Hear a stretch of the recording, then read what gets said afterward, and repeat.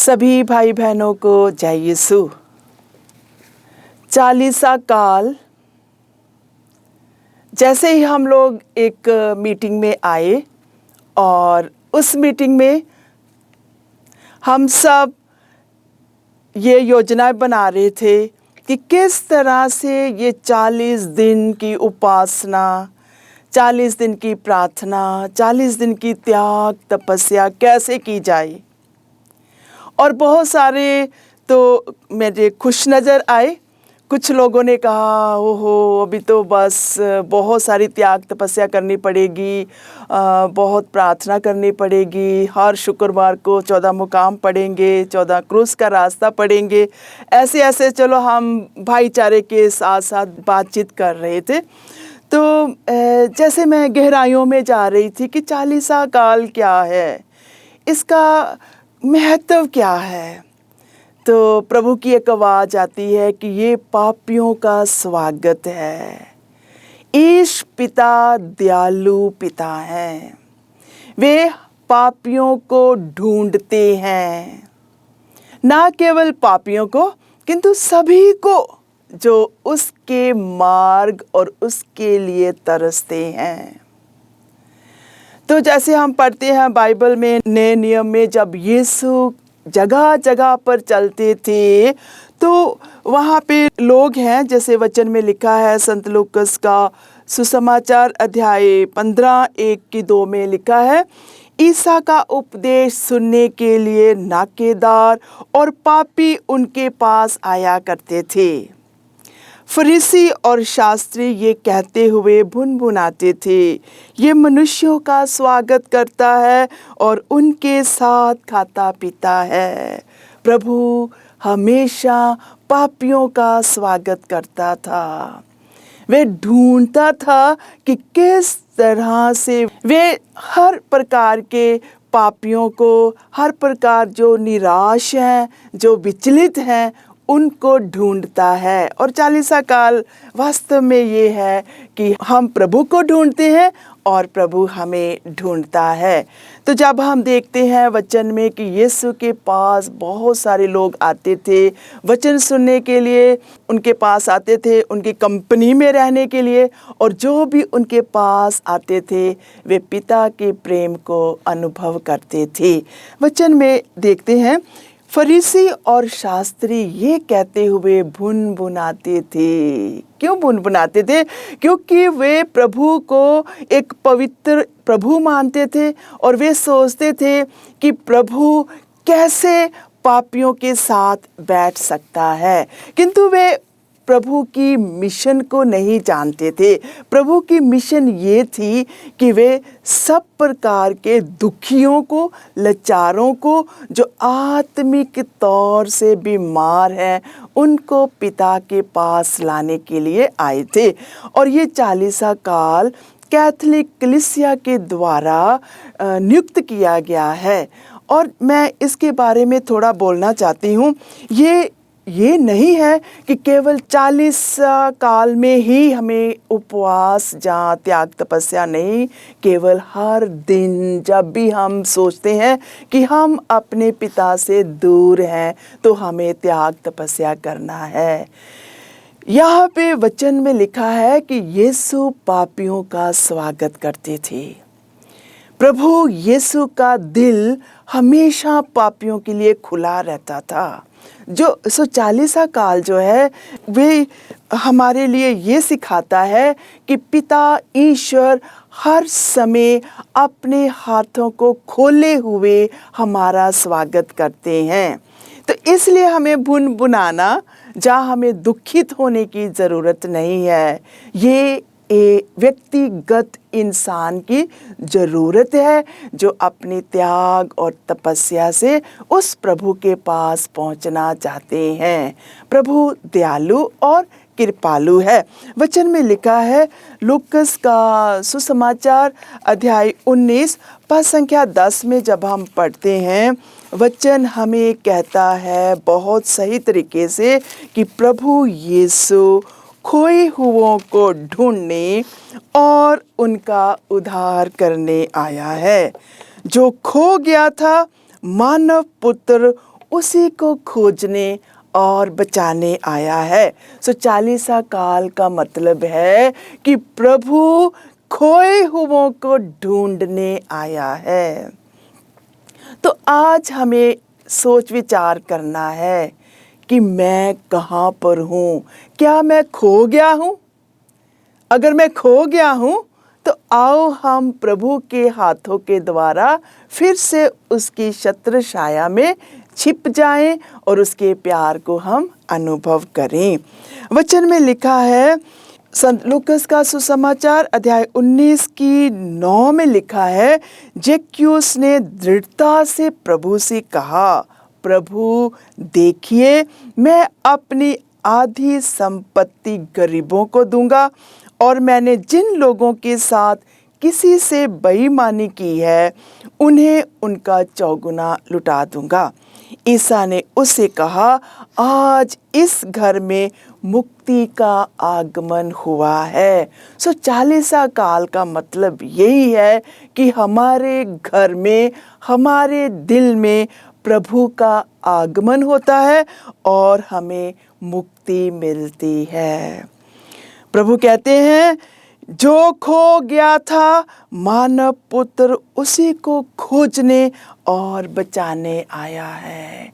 खोजने और बचाने आया है मतलब कि वो हमारा स्वागत करने आया है।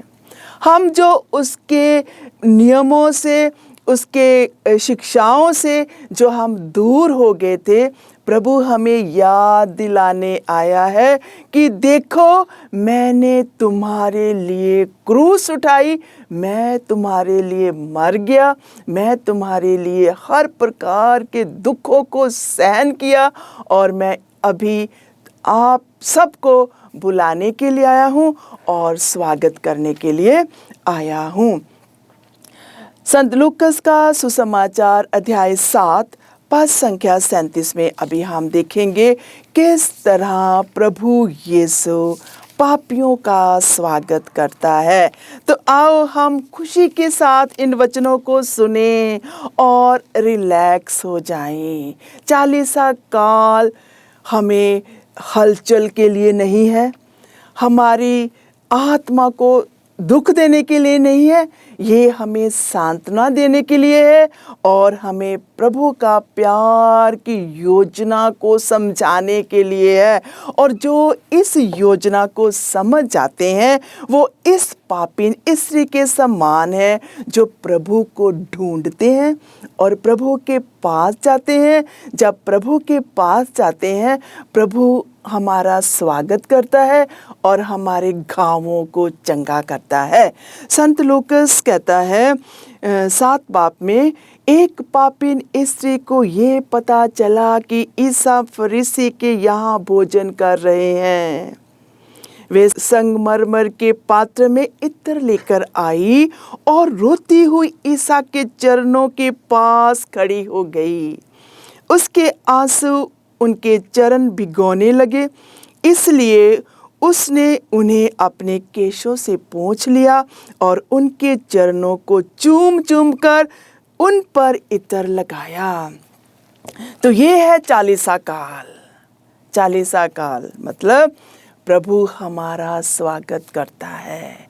वे हमारे हृदय को देखता है, वे हमारे पापों को नहीं देखता, वे हमारे हृदय को देखता है। जब हम झुककर उसके चरणों में अपने आप को उसके हवाले करते हैं तो वे हमें अपनी बाहों में लेते हैं।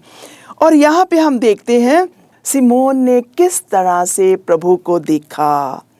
बोलते हैं कि जिस फरीसी ने यानी सिमियोन ने अपने घर ईसा को निमंत्रण दिया था, उसने ये देखकर मन ही मन कहा, यदि ये आदमी नबी होता तो जरूर जान जाता जो स्त्री इसे छू रही है वे कौन और कैसी है, वे तो पापीन है। प्रभु सब कुछ जानता है। दूसरे लोग हमें कहेंगे कि हम पापी हैं, हमने पाप किया है, हम कलीसिया के हुक्मों को नहीं मानते हैं, हम कलीसिया से दूर हैं। लोग तरह तरह की बातें करेंगे, किंतु जब हम झुककर पापिन स्त्री के समान प्रभु के चरणों में जाते हैं तो प्रभु हमारा स्वागत करता है। वचन में लिखा है, प्रभु कहते हैं, ईसा ने सिमोन की ओर मुड़कर कहा, इस स्त्री को देखते हो, मैं तुम्हारे घर आया, तुमने मुझे पैर धोने के लिए पानी नहीं दिया, पर इसने मेरे पैर अपने आंसुओं से धोए और अपने केशों से पोंछे। तुमने मेरा चुंबन नहीं किया, परंतु ये जब से भीतर आई है मेरे पैर चूमती रही। मेरे प्यारे भाइयों और बहनों, प्रभु हमारे पापों का हिसाब नहीं रखते हैं। प्रभु हमारे पश्चाताप की ओर देखते हैं और हमें दूसरों के सामने महिमान्वित करते हैं। प्रभु कहते हैं, तुमने मेरे सिर में तेल नहीं लगाया, पर इसने मेरे पैरों पर इत्र लगाया है। इसलिए मैं तुमसे कहता हूँ, इसके बहुत से पाप क्षमा हो गए हैं, क्योंकि इसने बहुत प्यार दिखाया। पर जिसे कम क्षमा किया गया वे कम प्यार दिखाता है। मैं एक गांव में थी। उस गांव में घर घर जाकर उन्हें तैयार कर रहे थे राख के बुधवार के लिए। और जैसे जैसे हम जा रहे थे उनकी तैयारी से मैं 2-3 प्रश्न पूछ रही थी। कब आपने इतराफ़ किया है? कोई बोलते हैं 10 साल हो गए हैं, कोई कहते हैं 5 साल हो गए हैं। सिस्टर, अभी हम इतने सालों का पाप स्वीकार कैसे करेंगे? क्या प्रभु हमसे खुश होगा? तो मेरा जवाब यही था, आप जब इतराफ़ के सिंहासन के पास जाते हो और वहाँ फादर के पास जब आप घुटने टेकते हो, वही आपका पश्चाताप है। उस समय प्रभु यीशु की कृपा आप पर पड़ती है और प्रभु दयावान होकर फादर के द्वारा आपके पापों को क्षमा करते हैं। तो जब उन्होंने इन बातों को सुना, उनके हृदय में एक खुशी की लहर उठी और वे तैयार हो गए। कईयों ने 35 साल से नहीं किया था, कईयों ने 10 साल से, कईयों ने 5 साल से, कईयों ने 3 साल से। किंतु जब इनको सबको इकट्ठा करके हम समझा रहे थे तो उन्होंने इस सोच को, इस समझ को अपनी समझ कर उन्होंने इतराफ़ किया और आज वो बहुत खुश हैं। ये है प्रभु का स्वागत। प्रभु हमारा स्वागत करता है किसी भी हालत में हम क्यों ना हो। कई कहते हैं कि सिस्टर हम बहुत शराब पीते हैं, कईयों ने कहा सिस्टर हम व्यभिचार किया है, कईयों ने कहा सिस्टर हम बहुत झगड़ा करते हैं, मैं अपनी पत्नी को छोड़ दिया है, मैंने दूसरी पत्नी को स्वीकार किया है। तो उन सब का उद्देश्य यही था कि हम इतराफ़ क्यों करें, पाप स्वीकार क्यों करें। जब हम इस पापिन स्त्री के समान, ये पापिन स्त्री व्यभिचारिणी थी, ये पापिन स्त्री अपने परिवार में ना रहकर दूसरों के पास जाती थी, किंतु जब इसने इनोसेंट हृदय से, कहते हैं कि निर्दोष हृदय से जब प्रभु को पुकारा, प्रभु ने इसका स्वागत किया। तो जैसे जैसे हम अपने जीवन में इस 40 काल में रिलैक्स होते हैं, अपनी आत्मा में झांकते हैं, तो प्रभु का प्रेम, प्रभु का अनुग्रह हमारी रूह पर पड़ता है और हम प्रभु के बेटे बेटियां कहलाते हैं। प्रभु हमारा स्वागत करता है। मेरे प्यारे भाइयों और बहनों, जो भी आप मुझे सुन रहे हो, आओ हम उठें और हम उस सिंहासन के पास जाएं जहां पे हम अपने पापों को स्वीकार करें, क्योंकि प्रभु तत्पर हमेशा हमारे स्वागत के लिए तैयार रहता है। 40 काल कोई हमारे पर फोर्स नहीं है। 40 काल हमारी आत्मा के लिए ये नहीं है कि हमें ये करना ही है, किंतु हम जब अपनी आत्मा को प्रभु के हाथों में समर्पण करते हैं तो हमारे लिए सब कुछ आसान हो जाता है। तो हम वचन में जब पढ़ते हैं, होशिया का ग्रंथ अध्याय 2 पद संख्या 14 में लिखा है, मैं उसे लुभा कर मरुभूमि को ले चलूंगा और उसे सांत्वना दूंगा। ये है हमारा खुदा, ये है हमारा पिता। कहते हैं कि कितने भी तुम पापी क्यों नहीं हो, कितने सालों से तूने मुझे याद नहीं किया है, मैं तुझे लुभा कर मरुभूमि मतलब रेगिस्तान में, मरुस्थल में ले जाऊंगा, जहाँ पे और कोई नहीं होगा, केवल मैं और तू। मतलब कि हम इस 40 काल में कुछ क्षण प्रभु के साथ गुजारते हुए, उसको प्यार करते हुए उसके साथ रहेंगे। और जब हम उसके साथ रहेंगे तो हम उसकी कृपा को प्राप्त करेंगे। पिता ईश्वर अपने प्रेम और क्षमा के माध्यम से पापियों का स्वागत करता है। रोमियो के नाम अध्याय 5 पद संख्या 8 में लिखा है, किंतु हम पापी ही थे जब मसीह हमारे लिए मर गए, इससे ईश्वर ने हमारे प्रति अपने प्रेम का प्रमाण दिया। देखो, वो हमारे लिए मरे, ये नहीं कि हम धर्मी थे। इसमें है प्रभु का प्यार, इसमें है प्रभु का स्वागत। जब हम पापी थे तो मसीह हमारे लिए मर गए। तो आज हम क्या करें? हम उठें और उस प्रभु के पास जाएं जो हमारे लिए बैठा है, हमारे स्वागत के लिए। जितने भी मेरे भाई बहन अभी तक पाप स्वीकार यानी इतराफ़ नहीं किए हैं, आओ हम जाएं, क्योंकि वो हमारा स्वागत करता है। घबराना नहीं है कि हम क्यों जाएं, क्योंकि प्रभु दयालु है, वो कृपालु है।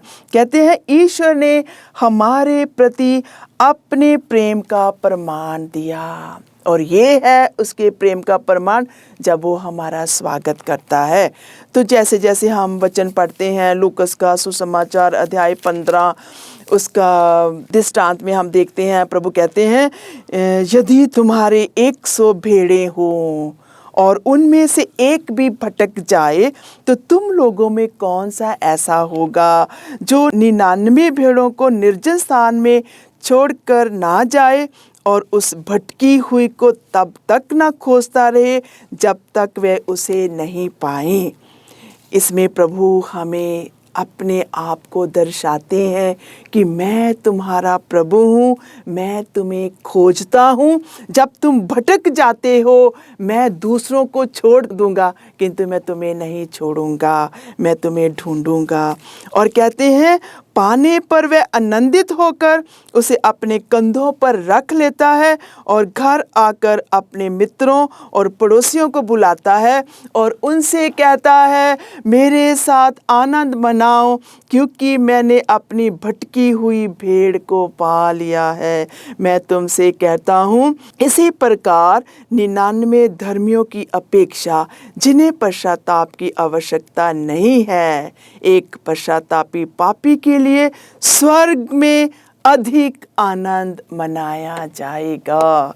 तो ये दृष्टांत प्रभु कहते हैं उन फरीसियों को, उन लोगों को जो अपने आप को धर्मी कहते हैं कि हम अच्छे हैं, हमें इतराफ़ की ज़रूरत नहीं है, हमें पाप स्वीकार की ज़रूरत नहीं है, हम अच्छे हैं। तो प्रभु कहते हैं कि जो मेरा पिता स्वर्ग में है वो दयालु है, वो हमेशा ढूंढता रहता है। और किसको ढूंढता है? जो अपनी भेड़शाला से भटक गया है। और जब वो वापस आता है तो स्वर्ग में और धरती पर आनंद मनाया जाता है। फिर दूसरा दृष्टांत प्रभु दिखाते हैं, कहते हैं कौन सी स्त्री होगी जिसके पास 10 सिक्के हों और उनमें से एक भी खो जाए जो बत्ती जलाकर और घर बुहार कर सावधानी से तब तक न खोजती रहे जब तक वे उसे नहीं पाए। पाने पर वे अपनी सखियों और पड़ोसिनों को बुलाकर कहती है, मेरे साथ आनंद मनाओ, क्योंकि मैंने जो सिक्का खो गया था उसे पा लिया है। मैं तुमसे कहता हूँ, इस प्रकार ईश्वर के दूत एक पश्चातापी पापी के लिए आनंद मनाते हैं। तो मेरे प्यारे भाइयों और बहनों, प्रभु हमारा स्वागत करता है। कहते हैं ईश्वर के दूत, ईश्वरीय सेना हमारे चारों तरफ खड़े होके हमारे साथ आनंद मनाते हैं जब हम अपने आप को जो हम में खो गया है उसे पा लेते हैं।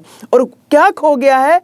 हमारा ईश्वर के साथ नाता, हमारा भाई बहनों के साथ नाता, हमारे परिवार में जब हम एक दूसरे के साथ मिलजुल कर नहीं रहते हैं तो प्रभु क्या करते हैं, जब हम उस सिक्के के समान प्रभु हमें खोजता है। एक साधारण स्त्री जब सिक्का पा लेती है वो कितना आनंद मनाती है, अपने पड़ोसियों को इकट्ठा करती है। उसी तरह स्वर्गीय पिता भी हमारा स्वागत करते हैं। वो अकेले नहीं किंतु स्वर्गीय सेनाओं के साथ हमारा स्वागत करते हैं।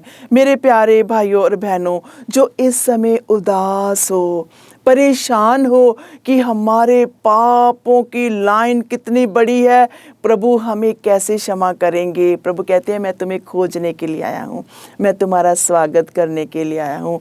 तो आओ हम थोड़ा सा रिलैक्स हो जाएं, अपने जीवन में रिलैक्स होकर अपने किए हुए पापों के लिए पश्चाताप करें, क्योंकि खुदा बाप, प्रभु यीशु और उसकी आत्मा हमारे साथ साथ चलते हैं और हमें ढूंढते हैं। यहाँ पे हम देखते हैं आगे में खोया हुआ लड़का, जो उड़ाऊ पुत्र हम कहते हैं, इसमें भी हम देखते हैं कि जब वे होश में आता है और सोचता है मेरे पिता के घर कितने ही मज़दूरों को ज़रूरत से ज़्यादा रोटी मिलती है और मैं वहाँ भूखा मर रहा हूँ। इसका मतलब है कि जब हम प्रभु के स्वागत को हम स्वीकार नहीं करते हैं, हम भटक जाते हैं, तो हमारी आत्मा में प्रभु की आत्मा के अभिषेक के द्वारा हम सोचते हैं कि काश मैं अपने ही मंडली में वापस चला जाऊं।